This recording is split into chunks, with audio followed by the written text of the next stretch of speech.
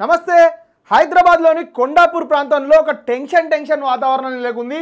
అసలు అక్కడ ఏం జరుగుతుందంటే పాడి కౌశిక్ రెడ్డి గారి నివాసం పైన అరికపూడి గాంధీ మరియు కాంగ్రెస్ పార్టీకి సంబంధించిన దాదాపు 200 మంది కార్యకర్తలు కోడిగుడ్లతో టమాటాలతో దాడి చేసే ప్రయత్నం చేసినట్టుగా మనకు ప్రాథమికంగా తెలుస్తుంది. గచ్చిబౌలికి సంబంధించిన ఏరియాలోని కొల్లా విల్లాస్ దగ్గర కౌశిక్ రెడ్డి గారికి సంబంధించిన నివాసం మీద ఒక తీవ్రమైన దాడి జరిగిందనే మనం చెప్పుకోవచ్చు. ప్రజాస్వామ్యంలో ఇలాంటి దాడులకు చోటు లేదు. విమర్శలు ప్రతి విమర్శలు, సవాళ్ళు ప్రతి సవాళ్ళు ప్రజలకు సంబంధించినంత వరకే ఉండాలి, కానీ వ్యక్తిగతంగా తీసుకొని కొట్టుకునేదాకా కథ పోయిందంటే ఈ పరిస్థితి తెలంగాణ రాష్ట్రంలో ఒక రౌడీ రాజకీయాల్ని, గూండా రాజకీయాల్ని ఎవరు పెంపొందిస్తున్నారని మనం భావించవచ్చు. అధికార పార్టీకి సంబంధించిన అరికపూడి గాంధీ నేనేమో కాంగ్రెస్ పార్టీలో జాయిన్ కాలేనని అంటున్నాడు. ఇక్కడనేమో పాడి కౌశిక్ రెడ్డి నిర్దిష్టంగా ఒక ఆరోపణ చేస్తుండు అరికపూడి గాంధీ మీద.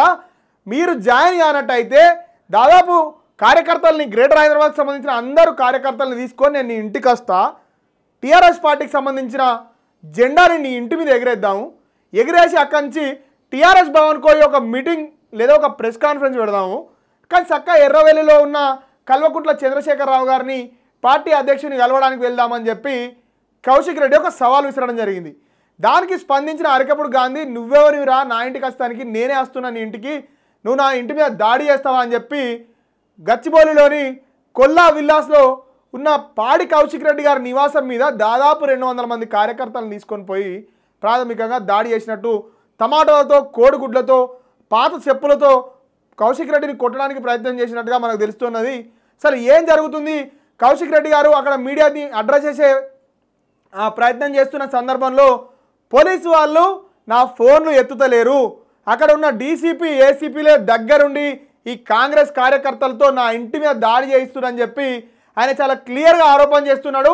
మనం చూసినట్టయితే వీళ్ళిద్దరు కూడా ఏం చక్కపూసనేం కాదు. కౌశిక్ రెడ్డి తెలంగాణ రాష్ట్ర రాజకీయాలలో కౌశిక్ రెడ్డిని సూసైడ్ స్టార్గా చాలా ఫేమస్ అయిన వ్యక్తి. అరికపూడి గాంధీ గారు ఇక్కడ షేర్లింగంపల్లి నుంచి ఎమ్మెల్యేగా గెలవడం, దాని తర్వాత ప్రభుత్వానికి సంబంధించినంత వరకు ప్రజా పద్దుల కమిటీ అంటే పిఎస్సి, దీనికి సంబంధించిన చైర్మన్ ఎప్పుడైనా ప్రతిపక్ష పార్టీ నాయకునికి లేదా ప్రతిపక్ష పార్టీకి సంబంధించిన ఎమ్మెల్యేలకు ఇస్తారు.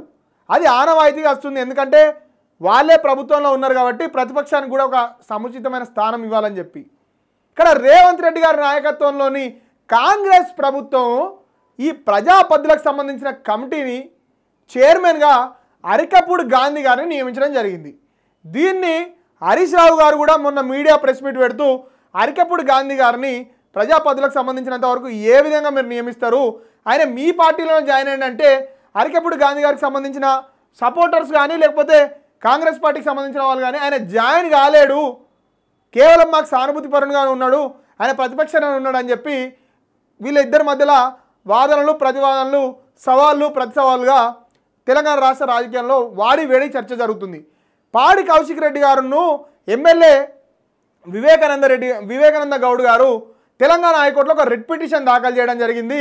ఎవరైతే 3 ఎమ్మెల్యేలు అఫీషియల్గా పార్టీ చేంజ్ అయ్యారో, ఎవరైతే 7 పార్టీకి సంబంధించిన బీ ఫామ్ మీద గెలిచి బీఆర్ఎస్ పార్టీకి సంబంధించినంత వరకు వ్యతిరేకమైన కార్యక్రమంలో పాల్గొంటున్నారో, ఎంపీ ఎలక్షన్లకు సంబంధించినంత వరకు వీళ్ళందరూ కూడా కాంగ్రెస్ పార్టీకి మద్దతుగా అనుకూలంగా సభా వేదికల మీద ప్రచారం చేసిన దృశ్యాలన్నింటినీ తెలంగాణ హైకోర్టుకు సమర్పించడం జరిగింది. తెలంగాణ హైకోర్టు వీళ్ళకి సంబంధించిన డిస్క్వాలిఫికేషన్ పిటిషన్లను స్పీకర్ తెలంగాణ వారి వద్ద ఉన్న వాటిని వెంటనే డిస్పోజ్ ఆఫ్ చేయాలి అని చెప్పి అసెంబ్లీ సెక్రటరీకి ఇస్తూ వీళ్ళకి సంబంధించిన స్పీకింగ్ ఆర్గ్యుమెంట్స్ కానీ లేకపోతే వీళ్ళు ఏదైనా చెప్పాలనుకుంటున్నారా స్పీకర్ గారికి, దీనికి సంబంధించిన విచారణకు సంబంధించిన ఒక షెడ్యూల్ని రూపొందించి ఆ విచారణని ఎంత వీలైతే అంత త్వరగా 4 వారాల్లో పూర్తి చేసి మాకు ఒక నివేదిక ఇవ్వాలని చెప్పి తెలంగాణ రాష్ట్ర హైకోర్టు చేసిన వ్యాఖ్యలు కానీ ఆ తీర్పు కానీ మన అందరికీ తెలిసిన విషయమే. ఈ తీర్పు సందర్భంగా ఈ ఎమ్మెల్యేలు అందరూ కూడా కాంగ్రెస్ పార్టీకి సంబంధించిన కార్యక్రమంలో పాల్గొంటారు కాబట్టి ఈయన ఏం చేసాడు, పాడి కౌశిక్ రెడ్డి ప్రెస్ కాన్ఫరెన్స్ ఏర్పాటు చేసి ఆయన ఇంటికి పోతా అని చెప్పి ఒక సవాల్ విసరడం జరిగింది. దానికి ప్రతి సవాల్గా ఆయన డైరెక్ట్ ఈయన ఇంటి మీదకి వచ్చి దాడి చేయడం జరిగింది. ఈ గూండా రాజకీయాలు, ఈ భౌతిక దాడుల రాజకీయాలు ఈ తెలంగాణ రాష్ట్రంలో మరోసారి వీళ్ళు ఇవన్నిటిని కొత్తగా తయారు చేయడానికి చూస్తున్నారు. ఇవన్నీ కూడా వీడు వాని చంపిండు, ఈ రాజకీయ నాయకుడు ఆ ఎమ్మెల్యేని చంపిండు, ఇదంతా కూడా మనం ఆంధ్రాకు సంబంధించిన రాజకీయాలను మాత్రమే యూజువల్గా చూస్తుంటాం.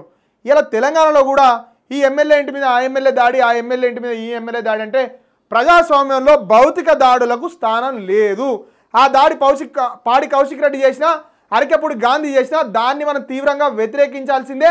ఇలాంటి దాడులతో ప్రజాస్వామ్యం ఇంకా బలహీనపడుతుంది. కాబట్టి ప్రజలకు సంబంధించినంత వరకు ఏమైనా కొట్టాడే ప్రయత్నం చేయండి. మీ ముష్టి రాజకీయాల కోసం పాడి కౌశిక్ రెడ్డి నువ్వేదో పెద్ద సత్యపూస అయినట్టు, నీకు ఏం తెలియనట్టు, నోట్లో ఏలు పెడితే కూడా జీకనట్టు నువ్వు చేయాల్సిన అవసరం లేదు. ఎందుకంటే నువ్వు కూడా కాంగ్రెస్ పార్టీకి సంబంధించిన ప్రాథమిక సభ్యత్వానికి రాజీనామా చేయకుండానే దాదాపు నువ్వు టీఆర్ఎస్లో జాయిన్ అయిన తర్వాత పని చేసినావు. దాని తర్వాత మెల్లె వచ్చిన రాజీనామా చేసి జాయిన్ అయినావు. అసలు నీకేమైనా నైతికమైన అర్హత ఉన్నదా ఇలా మొత్తం అరికెప్పుడు గాంధీ మీద విమర్శించడానికి?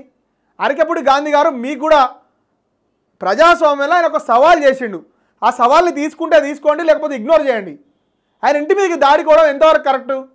ఈ దాడులకు సంబంధించిన రాజకీయాలన్నింటినీ కూడా పెంచి పోషిస్తే తెలంగాణ రాష్ట్ర ప్రజలు ఇంతకుముందుకు ఏ విధంగా అయితే బీఆర్ఎస్కు బుద్ధి చెప్పిరో అదేవిధంగా రేవంత్ రెడ్డి గారి నాయకత్వంలో నడుస్తున్న కాంగ్రెస్ సర్కారు కూడా బుద్ధి చెప్పే అవకాశం ఉన్నది. కాబట్టి ఇలాంటి దాడులకు ప్రజాస్వామ్యంలో ఎలాంటి చోటు లేదు. దయచేసి మీ ముష్టి రాజకీయాలు ఆపి ఆ హుజురాబాద్కు సంబంధించినంత వరకు ప్రజల సమస్యల మీద పాడి కౌశిక్ రెడ్డి, షేర్లింగంపల్లికి సంబంధించినంత వరకు ఆ ప్రజల సమస్యల మీద అరికెప్పుడు గాంధీ గారు ఫోకస్ చేసి ప్రజలకు ఏమైనా న్యాయం చేసే పని చేయండి.